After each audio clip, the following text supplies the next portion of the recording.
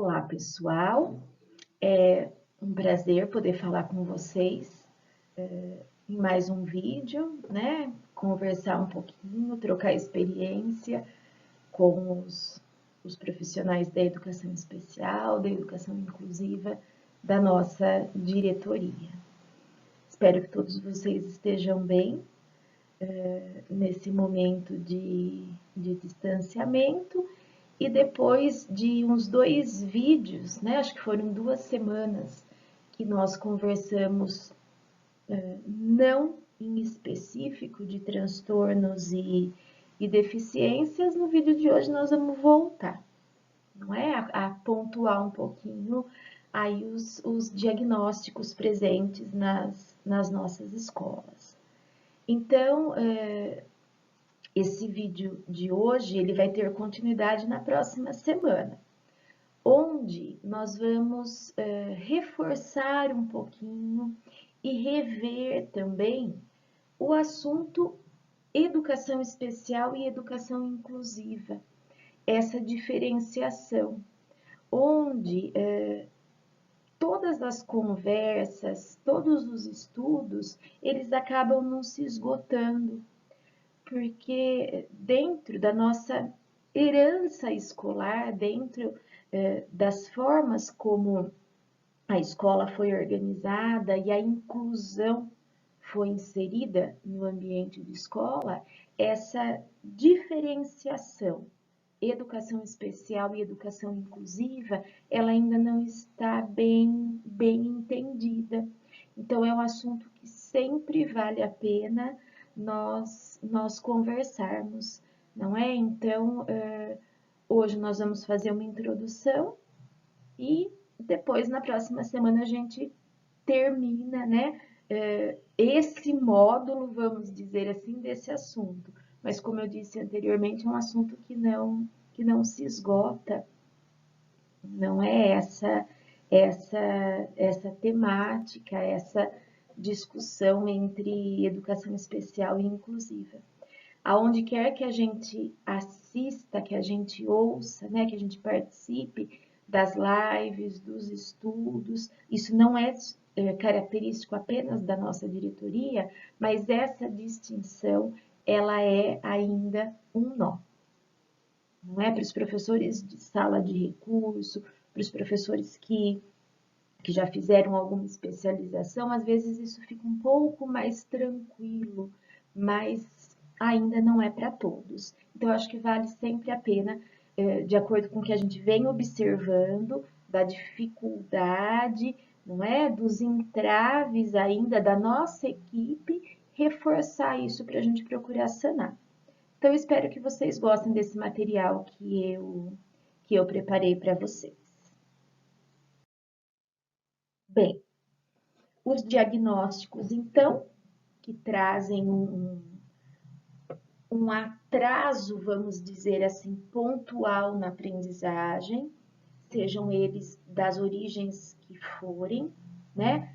Que vão ser as dificuldades de aprendizagem, os distúrbios ou transtornos de aprendizagem e a deficiência intelectual.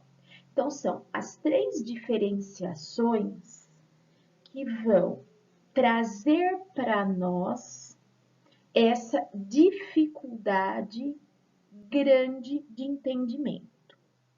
Às vezes, vocês podem pensar, mas é necessário ter essa diferenciação?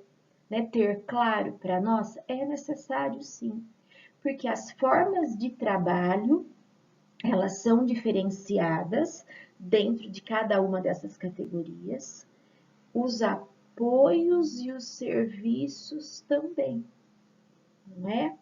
Ainda é presente nas escolas aquela fala assim, porque o aluno X tem direito à sala de recurso, porque o aluno Y não tem direito, sendo que os dois têm diagnóstico e, logicamente, a frequência à sala de recurso traria um benefício muito grande para essa criança, não é? Essas diferenciações, elas estão dentro da política pública. E essas diferenciações também, elas não são típicas nossas, não é? De Secretaria de Estado. Elas fazem parte da DSM, onde há classificação dos distúrbios, dos transtornos, e tudo isso diferencia cada um dos diagnósticos, não é? Aqui eu não estou trazendo a afirmativa que não seria importante todos terem o apoio, vamos supor, de sala de recurso. Não é uma alusão a isso, não. Só que, perante a política pública presente hoje, educação especial é apenas para deficiência intelectual dentro desse quadro que nós estamos conversando. Logicamente, vão ter outros públicos, né, da educação especial, que seria a deficiência auditiva, física, visual, o autismo também e altas habilidades, não é? Então, essa diferença, né, de diagnóstico, de classificação, nós que somos profissionais da educação, nós temos que ter essa diferenciação, por quê? Porque isso vai entrar dentro dos direitos que essa criança tem, dos recursos que essa criança tem, dos apoios que essa criança vai ter, certo? Bem, aqui eu coloquei essa tela, né? Quem são os culpados? E essa tela nós poderíamos conversar e muito a respeito né, dessa questão dos culpados. E observando também os comentários, que às vezes que são presentes nos vídeos que ficam no canal, ou comentários também através dos grupos de WhatsApp que a gente participa, ainda eu percebo que há uma ideia muito grande em relação a alguns profissionais da educação da questão de diagnóstico, que o médico, o médico ele não se arrisca a diagnosticar. Eu vou colocar o que eu observo para vocês frente a isso, né?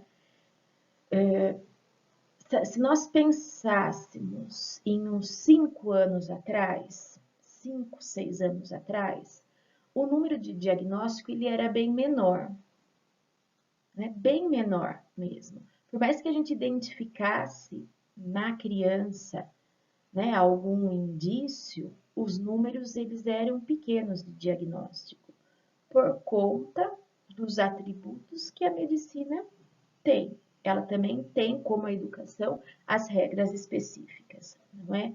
Mas hoje, pessoal, eu já não vejo mais essa questão de um número pequeno de diagnóstico, né? Eu já observo o contrário. Eu já observo diagnósticos bem precoces. Não é lógico que cada município é cada realidade é uma, às vezes a pessoa fala do conhecimento que ela tem. Eu trago essa discussão para vocês em relação à experiência que eu tenho da diretoria de ensino. Não é? Os diagnósticos hoje, eles não são poucos. Eles são num número muito grande. E esse número muito grande de diagnóstico nos preocupa, não é? Porque até que ponto todas essas crianças, de fato, elas têm distúrbios e transtornos e não apenas dificuldade de aprendizagem. Então, eu acredito muito nas pesquisas, eu acompanho muito as pesquisas, e quando nós pensamos, vamos supor, no TDAH, no transtorno de déficit de atenção e hiperatividade, a porcentagem mundial, né, de população é 4%. 4% da população, de fato, tem TDAH. Se nós fôssemos fazer uma proporção na nossa realidade, será que só 4% dos nossos alunos têm? Não é esse diagnóstico? Então, quando surge e sempre vem essa fala, não é, mas os médicos não laudam. Isso é um assunto muito delicado. muito delicado, não é? Que exige uma observação e um conhecimento muito grande em relação a isso. Porque um diagnóstico, ele não é algo só para se ter. A partir do momento de um diagnóstico desse nosso aluno, as nossas obrigações, elas são maiores em relação a isso. A família também. E um nó muito grande é quando entra a medicação.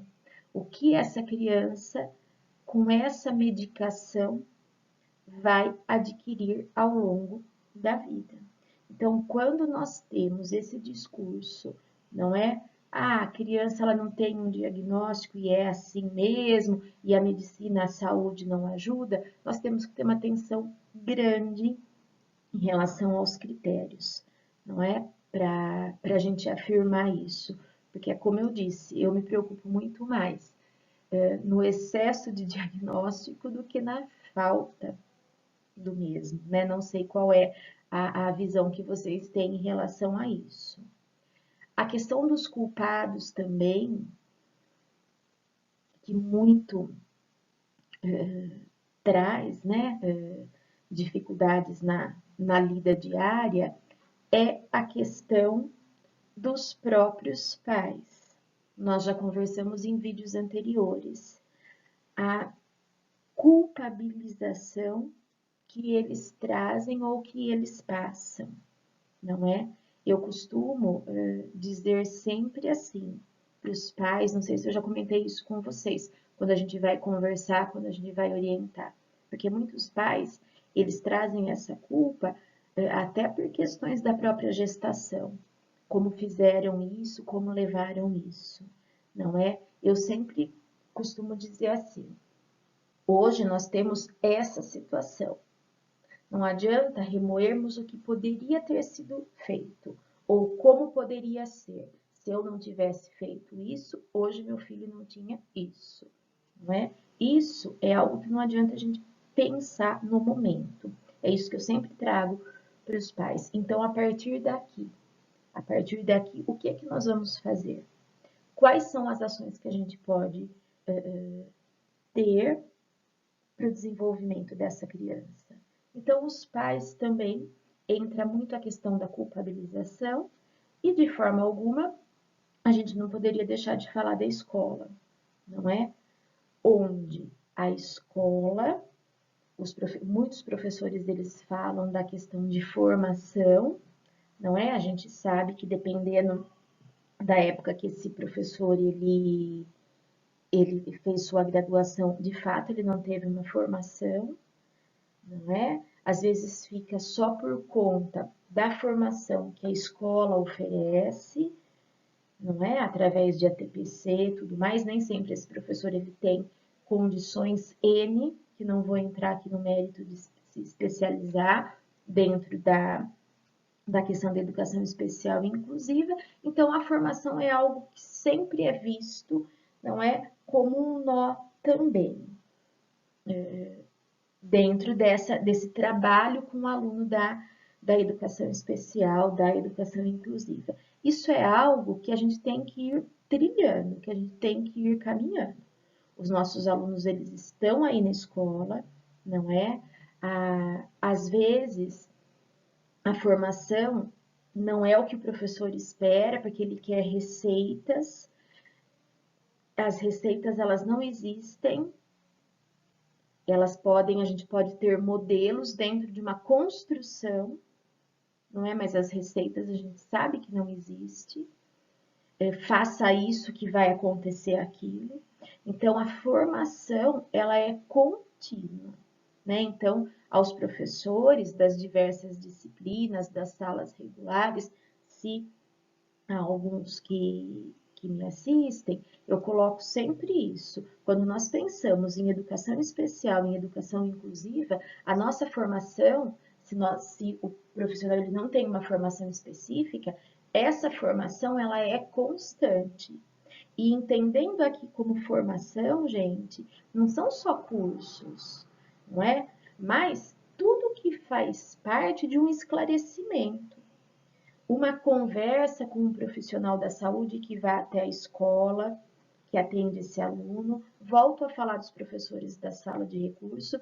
Quando os professores das salas de recurso, eles vão até a escola, ou eventualmente o professor da sala comum, que tem um aluno na sala de recurso, vai até a escola, isso se configura formação, porque são trocas de experiência, não é? Então, essa formação dentro de educação especial e inclusiva, ela é grande, ela é um leque muito aberto, onde essa construção, sendo redundante, né, ela vai sendo feita aos poucos e gradualmente. Não é? Desde que o professor não tenha essa questão específica de uma formação. Eu vejo hoje que nós andamos muito, não é muito, porque mesmo dentro da questão de material, hoje existe muito material de formação. E aqui eu reforço para vocês do currículo paulista, não é? Está na EFAP, é da EFAP, né? Lá que ficam os arquivos dos materiais, as escolas, logicamente que todos os professores tiveram acesso ao currículo paulista desde o ano passado, mas eu fiz parte da adaptação de currículo de língua portuguesa, pessoal, eu e mais dois colegas, e lá, quem assim, não porque eu fiz parte, não é isso que eu estou dizendo, mas o material que a gente elaborou é uma formação perfeita de educação especial, não é? Lógico que faltam coisas, mas assim, é uma formação perfeita que eu digo dentro de uma questão inicial, não é? Então, existem sim muitos materiais hoje que trazem para nós um entendimento e nos fornecem uma formação, tanto teórica quanto prática, não é? E um quarto culpado, eu já falei da saúde, falei da família, falei da escola, não é? Quarto culpado, modo de dizer, né? Que aqui a minha fala foi quebrar essa frase, não é? Que não há culpados, nós estamos num processo, né? Mas eu vejo aí que um quarto culpado que a gente poderia pensar dentro desse quadro são os próprios alunos, não é? Nós temos que ter clareza que os distúrbios de aprendizagem, que os transtornos de aprendizagem, eles são internos. Se eles são internos, eles independem do sujeito. Ah, mas então a Raquel está falando que eles podem fazer o que eles querem porque eles não são donos das suas ações? Não, logicamente não é isso, não é? E sempre, quando eu falo da questão das regras, da questão de disciplina, eu sempre defendo que, independente do diagnóstico dessa criança, as regras sociais, elas são as mesmas para todos. O que a gente não pode é, dentro do quadro que essa criança tem, se ele não consegue seguir tudo aquilo da forma com que a gente gostaria, isso ser entendido e ser trabalhado. Vou usar aqui um exemplo de uma criança autista, não é? Nós sabemos que há crianças, alunos com autismo, que às vezes eles do nada, não é? Do nada para nós, mas internamente eles têm a explicação para isso, eles levantam, eles precisam sair da sala. Muitas vezes acontece de sair da sala sem pedir, isso para o professor é uma afronta. Então, é nesse sentido que eu estou dizendo. Às vezes, a regra colocada, em alguns pontos, essa criança, pelo seu diagnóstico, pelo seu quadro, ela não consegue administrar aquilo. Mas, isso a gente não pode esquecer, ele também tem, dentro das condições dele, que ter a questão dos combinados sociais, das regras sociais. O que a gente não pode pensar, né, é assim, ele não aprende porque ele não quer, ele não lê porque ele não quer, ele não faz isso porque ele não quer. Não é isso, né? Se ele tem um diagnóstico, isso independe da criança. Isso é algo que a gente não pode esquecer. Então, dentro desta imagem, eu vejo esses 4, não é, elementos que nós poderíamos ver como culpados dentro dessa nossa discussão. Então, vamos continuar na próxima tela. Bem, para nós entendermos as diferenças. Então, como eu já disse para vocês, e provavelmente já seja do conhecimento de vocês também, a dificuldade existente entre diferenciar dificuldade, os transtornos ou os distúrbios e, propriamente, a deficiência intelectual. Então, eu vou procurar sanar para vocês isso, né? Embora a gente já tenha conversado lá no início dos nossos vídeos sobre isso, mas aqui eu vou procurar especificar um pouco mais tudo isso. Bem, então o objetivo da nossa discussão é o identificar, diferenciar e compreender a tríade dos distúrbios, dificuldades e deficiência intelectual. É interessante nós pensarmos dentro disso que é importante a identificação, a diferenciação e a compreensão devido à própria política pública, que ela garante para os alunos o acesso, a participação e a aprendizagem. Então, nós, como profissionais da educação, nós estamos diretamente ligados à garantia de um direito que esse aluno tem, não é? Eu volto aqui, reforço um pouquinho o que nós conversamos na tela anterior, a questão da formação, isso é muito necessário, isso ajuda muito a escola, não é? Não tiro isso, não. Né? A formação que os professores precisam, os recursos que os professores precisam, mas isso tudo é primordial, não é? Para quê? Para que a gente possa garantir esse direito de acesso, participação e aprendizagem que nossos alunos têm. Reforçando sempre informação. Hoje nós estamos, acho que no vídeo número 30 ou 31, ou é 30 ou é 31. Então, vejam só, haja vídeo, hein?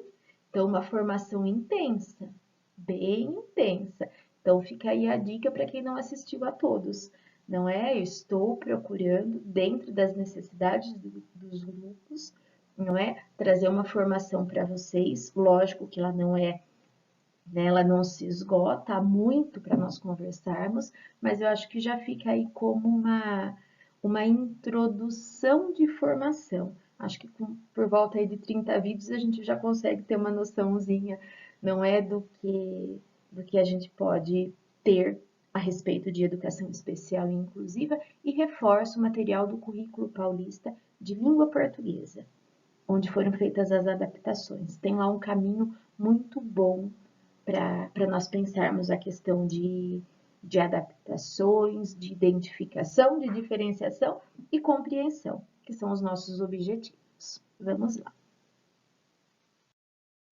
Bem, aqui novamente, a tríade, distúrbio, deficiência e dificuldade, e nós vamos agora começar a especificar. Então, quando nós pensamos em dificuldade de aprendizagem, essa dificuldade, ela é sempre de caráter externo, né? Então, eu disse para vocês dessa questão do caráter interno, pensando na culpa do aluno, não é? Mas o que é interno são os distúrbios, os transtornos e a deficiência. A dificuldade de aprendizagem, o que sempre, né, é estudado e discutido, as causas são, né, as possíveis causas. A metodologia utilizada, os métodos pedagógicos, o ambiente físico e o contexto de vida do aluno, que às vezes naquele momento dificulta a sua aprendizagem. O termo da dificuldade de aprendizagem, não é? Ele vai encontrar barreiras culturais, cognitivas e emocionais por poder ter o quê? Uma forma diferente de aprender. E se ele tem uma forma diferente de aprender, não é? Ou ele precisa de uma forma diferente de aprender, nós temos então que adequar a nossa metodologia e os nossos métodos, se for esse o caso. Então, não sei se ficou fácil para vocês concluírem que sempre as dificuldades de aprendizagem, quando a gente diz em caráter externo, é dentro disso. Por quê? Porque ela pode existir no momento e depois ela passar, não é? Então, isso se configura como dificuldade de aprendizagem, que ela pode aparecer em uma única disciplina, ela pode aparecer em diversas disciplinas, e esse aluno propriamente dito, ele não tem um diagnóstico de uma dificuldade de aprendizagem se ela for, se a existência dela for vinda apenas de fatores externos.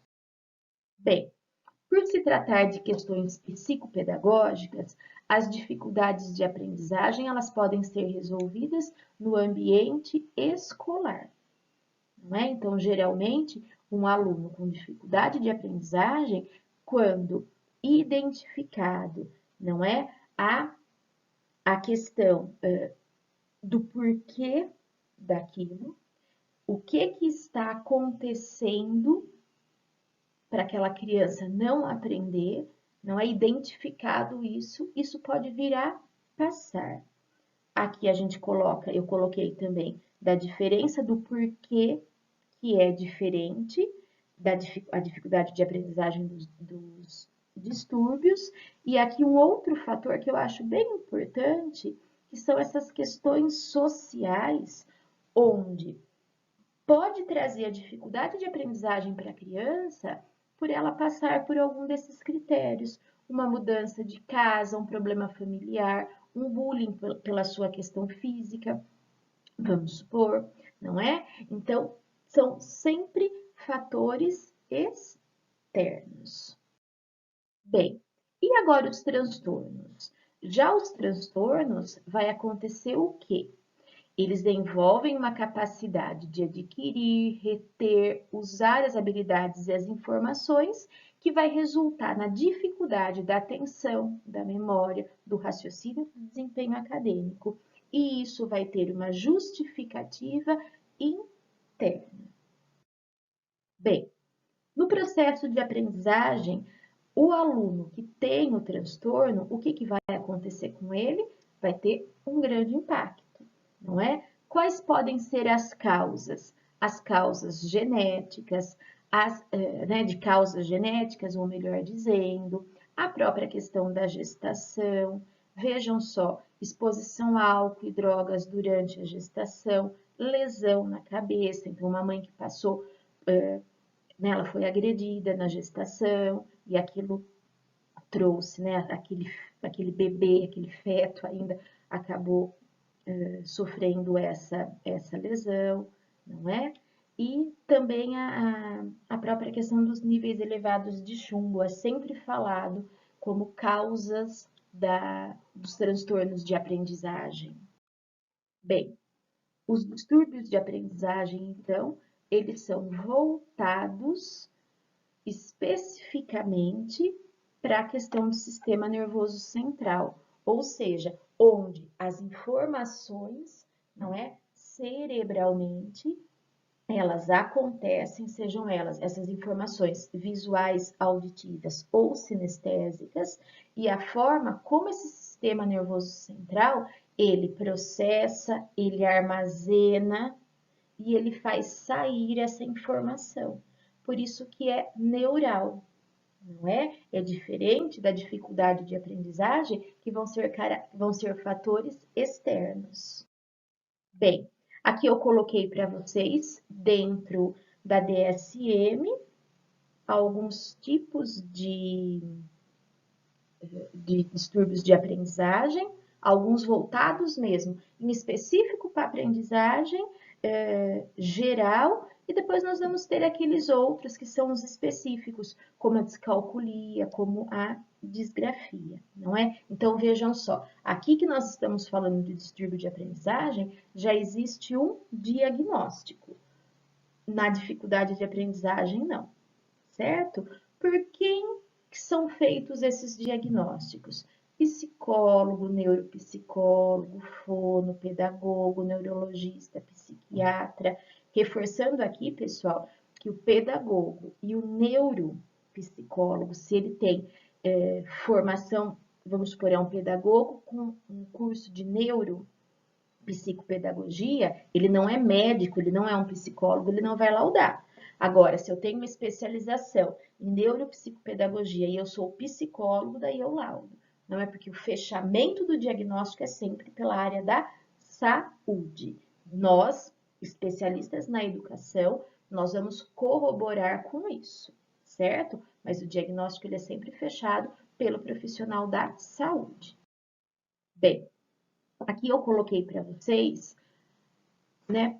Vou procurar traçar para vocês algumas diferenças entre distúrbio de aprendizagem e dificuldade. Então, vamos lá. Distúrbio de aprendizagem. Embora os fatores externos também participem da defasagem, as causas moram no aspecto biológico. Por que biológico? Porque ele é do neurodesenvolvimento. São defasagens específicas, então, por mais que se trabalhe, aquela defasagem ela vai permanecer, não, ela não passa como a dificuldade de aprendizagem. A disfunção neurológica de assimilação dos conteúdos, referente à escrita, leitura e capacidades matemáticas, elas são mais específicas do que uma dificuldade geral. Há necessidade de um acompanhamento pontual de um especialista, não é? E a mudança de metodologia, de conteúdo, de material. Por isso que sempre, pessoal, quando é falado, mas não pode mais usar esse tipo de material. Eu sempre falo, pode. Se aquilo vai atender o nosso aluno, ele tem um diagnóstico específico, onde ele precisa de um trabalho específico, eu posso usar o material que for necessário para ele, correto? O que não é indicado é dentro de uma sala regular, onde todos os alunos têm um desenvolvimento comum aos materiais, vamos dizer, que o Estado oferece, a proposta de trabalho. Então, aí é uma outra situação. O professor sair dessa proposta de trabalho da rede da qual a gente participa não é o correto, mas não é o correto se todos os alunos estão acompanhando, tendo o mesmo desenvolvimento. Só que o nosso assunto aqui não é em relação a esses alunos, são os alunos que precisam de um apoio diferenciado. Por isso que a grande maioria deles tem o professor tutor, não é? Então, o meu aluno ele tem um diagnóstico, se ele precisa de um recurso que os outros da sala não usem, eu posso utilizar com ele sim, sem sombra de dúvidas. Bem, agora vejam só, a questão da própria dificuldade de aprendizagem, não é? Que as causas elas vão fazer parte dos fatores externos, como eu coloquei para vocês. Essa defasagem, ela é referente ao processo, ao momento, não é dessa aprendizagem, mas ela pode ser sanada. É diferente dos distúrbios, porque o distúrbio ele vai existir, não é? Ele não vai sumir dessa criança. A criança, o aluno, ele vai conseguir lidar muito melhor com isso dentro do que a gente propõe a ele, certo? Também o acompanhamento pedagógico e psicológico é recomendável, mas o que? Mesmo o aluno com dificuldade de aprendizagem, se ele fizer um acompanhamento, vamos supor com um psicólogo, porque ele perdeu um ente querido e isso trouxe dificuldade de aprendizagem para ele. Essa questão, não é? Isso não vai trazer um diagnóstico para ele que não seja o que realmente ele tem. O fato de fazer um acompanhamento com um profissional, isso também pode ser passageiro, certo? E também aqui colocando muito para vocês a questão da metodologia, a questão da convivência, a questão dos materiais a serem utilizados, isso, o quanto que pode favorecer ou não a causa dessa dificuldade de aprendizagem. Então, eu acho que é uma atenção bem, né, bem grande que nós temos que ter em relação a isso. Bem, então olha lá, nós vamos ter as dificuldades de aprendizagem. Essas dificuldades de aprendizagem, elas podem vir, então, dos distúrbios de aprendizagem, não é?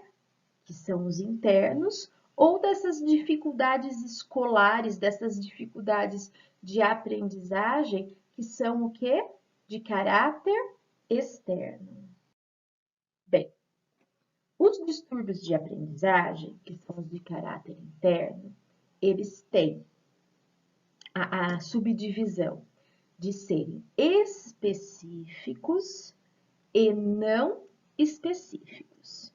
Os específicos, pessoal, quando é pensado nisso, não é? É sempre baseado na leitura, na escrita e no cálculo.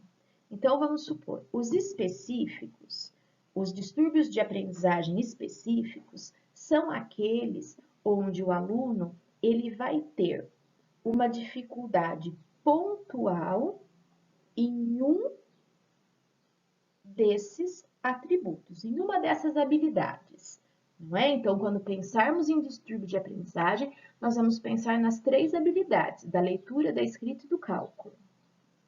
Então, os específicos são aqueles direcionados para uma dessas habilidades. E os não específicos é quando a criança ela vai ter uma dificuldade geral nessas 3 habilidades. Então, vai parecer, vamos supor, que ele tem ao mesmo tempo descalculia e dislexia, vamos supor, mas não é assim. Quando ele tem mais que uma habilidade comprometida dentro dos distúrbios, ele tem, então, um distúrbio de aprendizagem não específico. E se for em uma das habilidades, eles vão ter nomes para esses transtornos. Então, daí eles são os transtornos específicos. Então, vamos ver um pouquinho deles. Bom, olha lá, os específicos. A disortografia, que é a questão do som e do símbolo gráfico. Então, são questões pontuais nessa transposição do que eu ouço e do símbolo gráfico que eu uso. A dislexia, que nós conversamos bastante, não é? Sobre ela, que é a questão de como essa pessoa ela identifica o cérebro dela, como o cérebro vai identificar a própria leitura dele.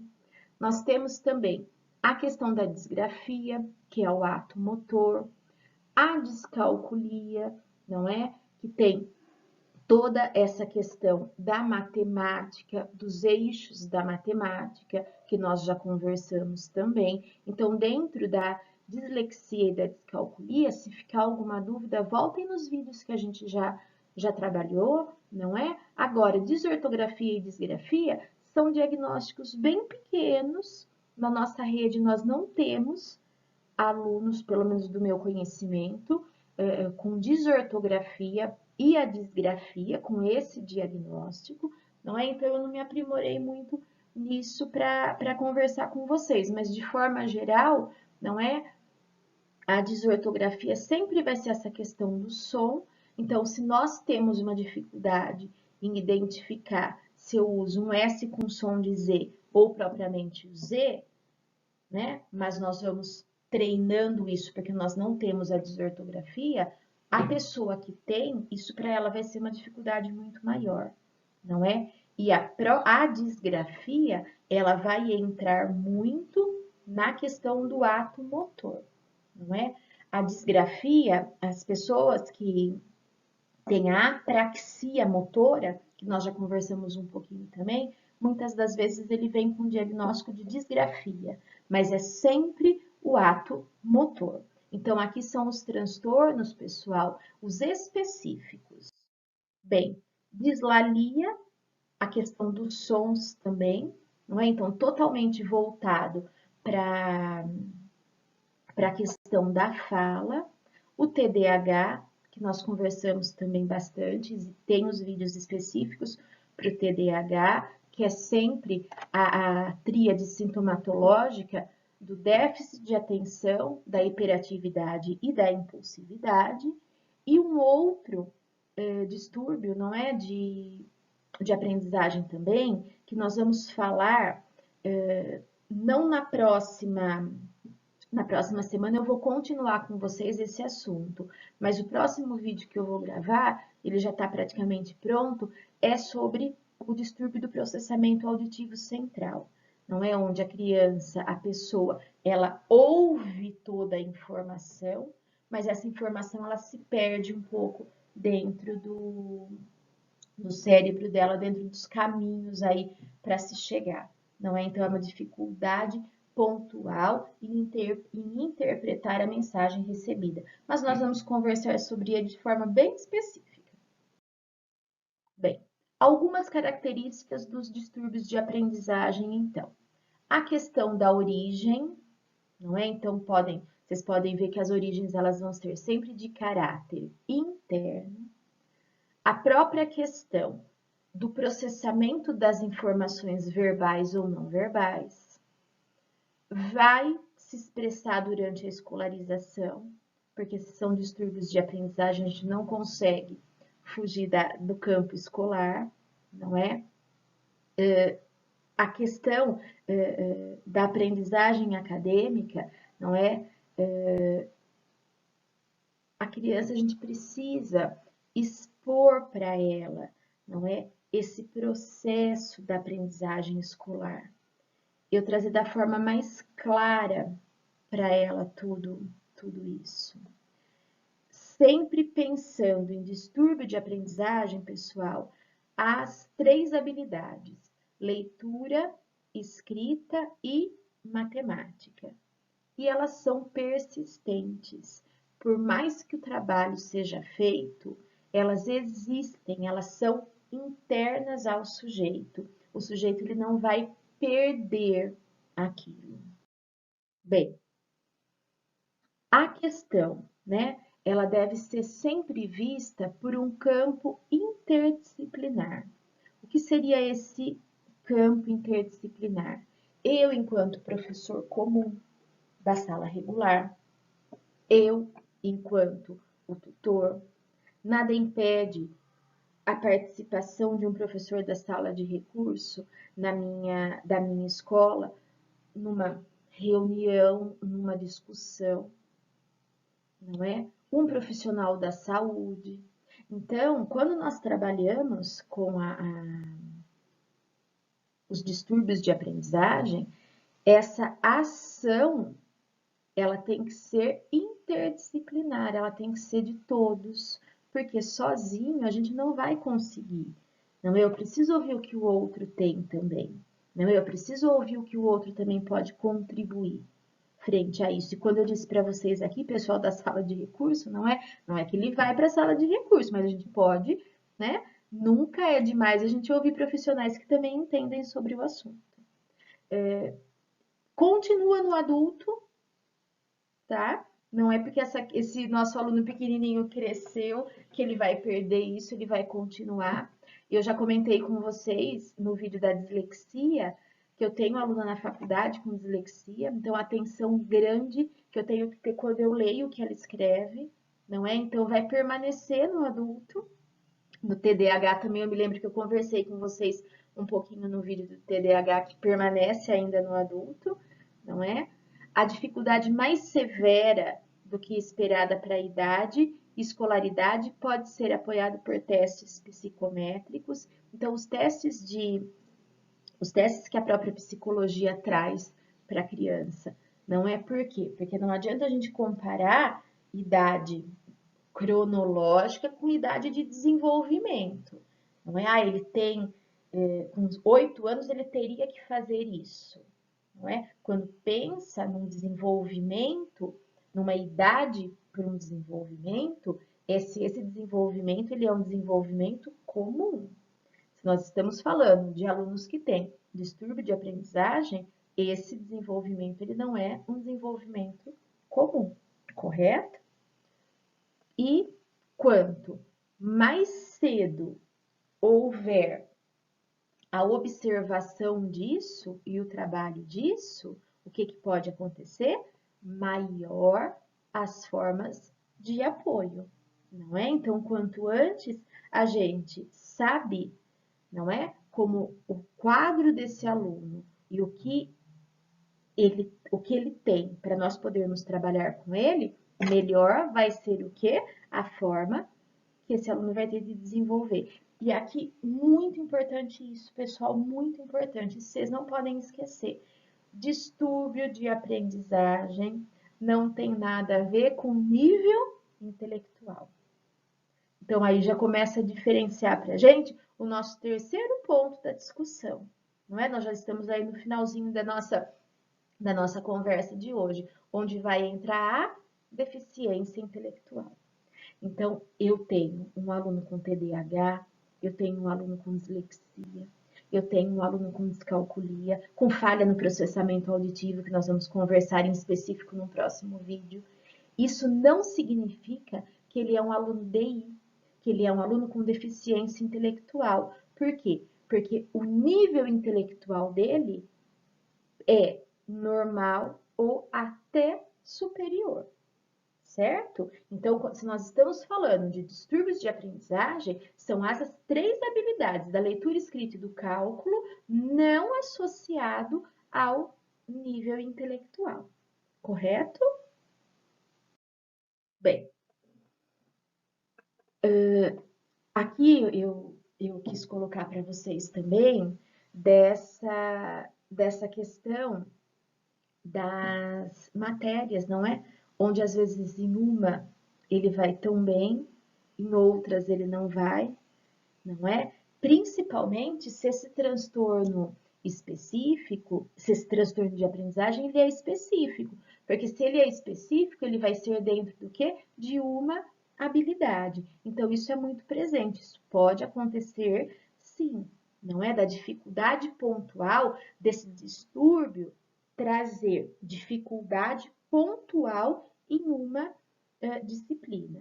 Aqui eu coloquei para vocês voltado para a questão da saúde, risco mais elevado de suicídio, ansiedade e depressão.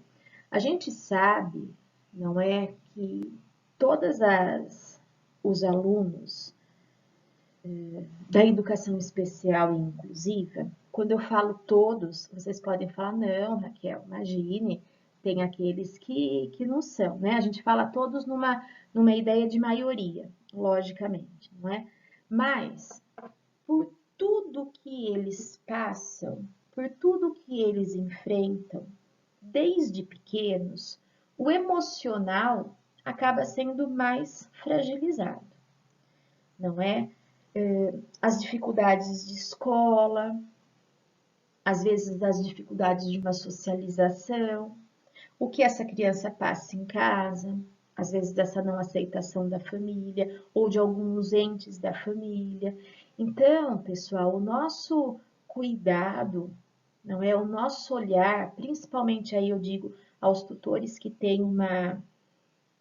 não é, um contato direto com essas crianças, agora no isolamento nem tanto, né? Mas isso vai acabar em algum momento e nós vamos ter esse contato direto.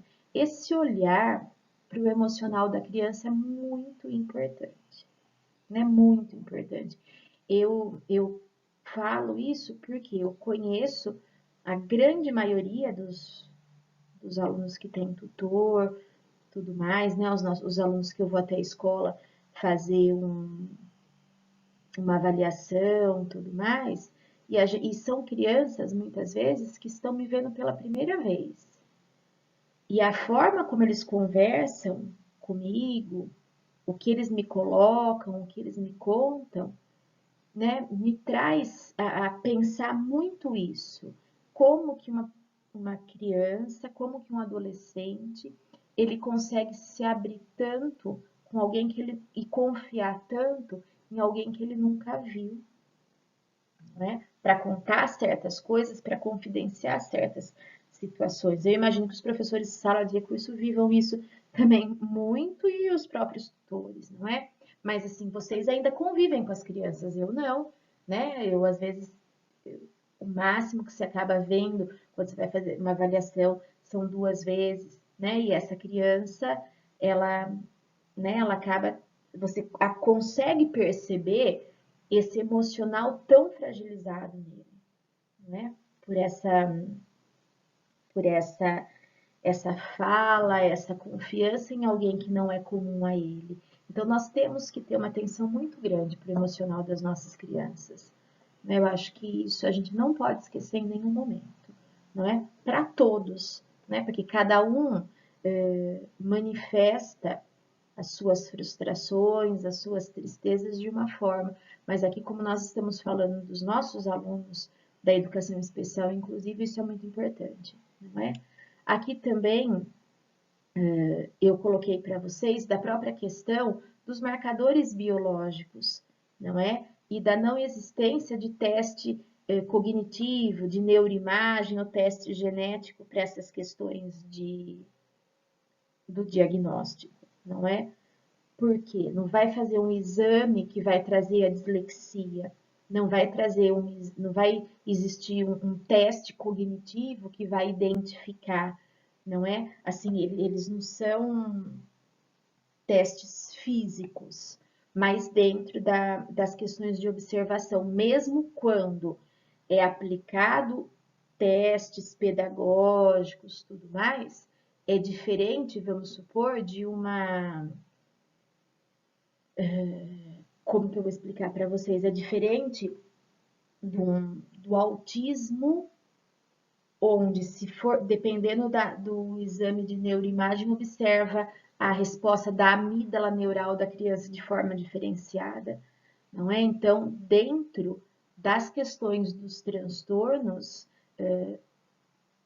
dependendo de qual habilidade que ele tem comprometida, não vai existir um exame físico para isso, não é? A prevalência, vejam só, de 5 a 15% em crianças em idade escolar e 4% em adultos. Daí vocês vão falar, nossa, mas então diminuiu? Você falou que sempre ficava, né? Não é a questão de diminuir, é que enquanto a criança, enquanto o aluno está na escola, não é? Ele é totalmente observado, não é? O professor ele tem, né?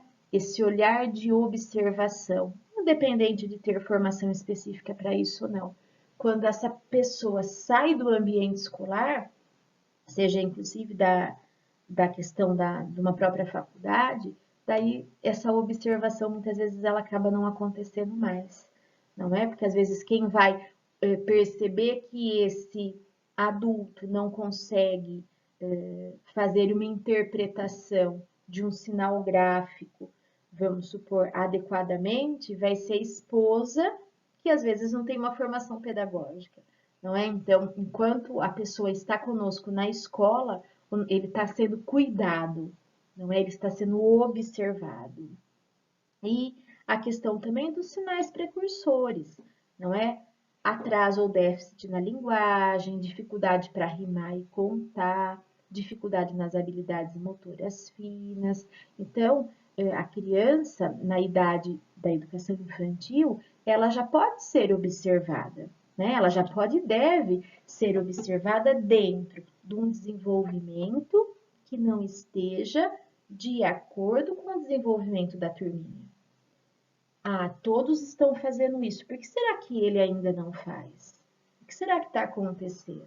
Então, se essa observação ela vier Desde a educação infantil, a hora que o aluno já estiver na época de alfabetização, tudo mais, isso vai ser facilitado. Não é por quê? Porque esse diagnóstico ele não vai ser tardio, certo?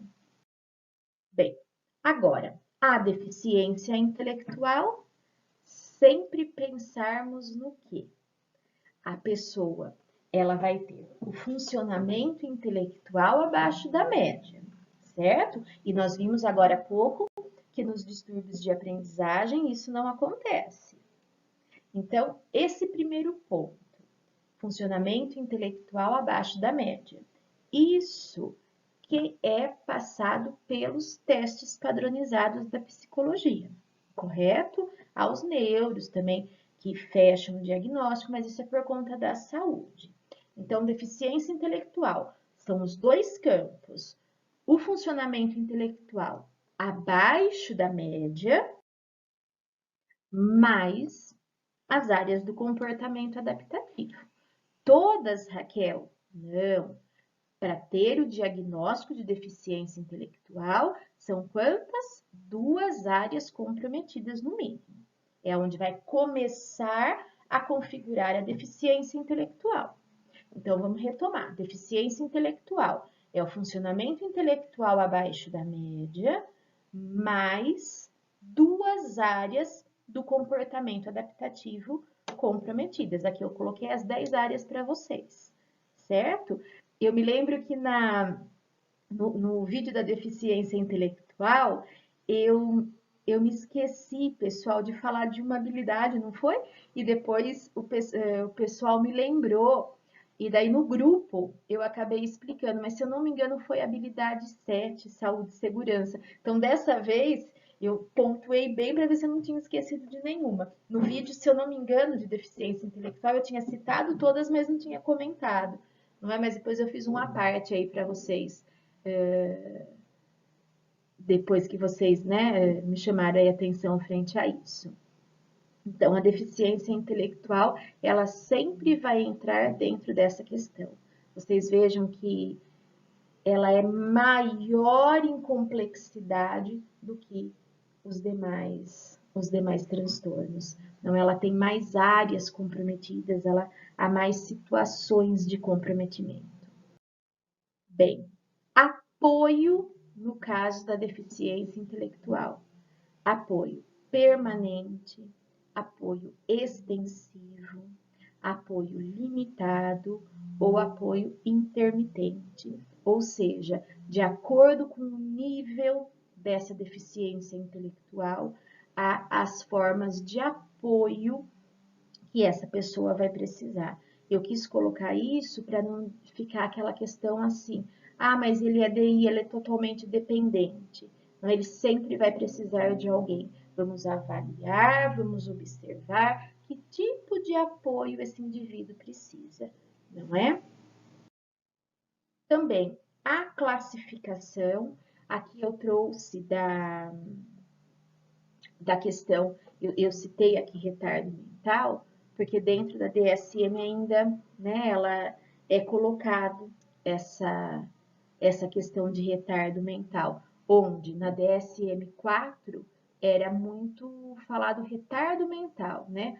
Hoje, com a mudança da DSM, eu trouxe isso específico para explicar para vocês, né, caso haja alguém que não saiba. Hoje não mais, não é? Hoje já é deficiência intelectual. Então, foi a própria DSM, ou seja, a própria saúde, que adequou essa nomenclatura. E, dentro da deficiência intelectual, o diagnóstico, não é o CID que essa pessoa vai ter. Coloquei aqui também, não é? Como ele pode ser, então pode ser leve, pode ser moderado, grave, profundo, não é? Aqui no F79 é não especificado, coloquei só não, é não especificado, ou seja, não tem qual é o nível dele. Ele tem a deficiência intelectual, mas ainda não é avaliado qual é o nível, né? Não especificado ali, eu acabei não colocando, coloquei só não, né? O 78 quando é provocado, então num acidente, a pessoa ela não tinha deficiência intelectual, mas ela passou por um acidente e ela adquiriu, não é? Então lembrando que o leve e o moderado é para a escola comum, né? E dentro da gravidade, e o grave e o profundo para as escolas de educação especial, certo? O não especificado, que é o 79, então geralmente é para as crianças bem pequenas. Já é observada a deficiência intelectual, mas ainda não no grau. Então ele acaba sendo para a educação comum também. Mas essa tabela de leve, moderado e grave profundo, que é visto se ele é para a educação regular com acesso à sala de recurso ou se ele é para as escolas de educação especial exclusiva, que seriam as APAES. Então, deficiência leve e moderado, ele é nosso público, da escola regular. Grave e profundo, que é o chamado severo pervasivo, ele é das APAES, vamos dizer assim. Por que, pessoal, das APAES? Porque dentro das habilidades, ele vai ter o quê? Muitas comprometidas. Dentro das 10, às vezes eles têm 9, até 10, não é? Então, a escola, o que precisa ser trabalhado com ele não é apenas a habilidade acadêmica, são outras habilidades também que a escola acaba não dando conta. Por isso que ele vai para uma escola específica. E aqui eu coloquei para vocês, não é, a questão do próprio QI, né?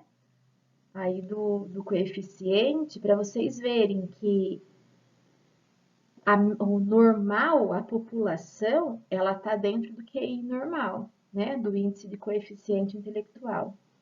Então, o índice de coeficiente da população, né, da maioria da população, ele vai ser sempre o normal. Vai ser um número pequeno que vai estar no baixo, não é? Que entraria a deficiência intelectual, ou no alto, vejam lá o alto as habilidades de superdotação. Então, pensando aí numa grade de coeficiente, né, de índice de coeficiente, a maioria da população ela está no índice normal, dentro da normalidade, nem da deficiência intelectual e nem das altas habilidades.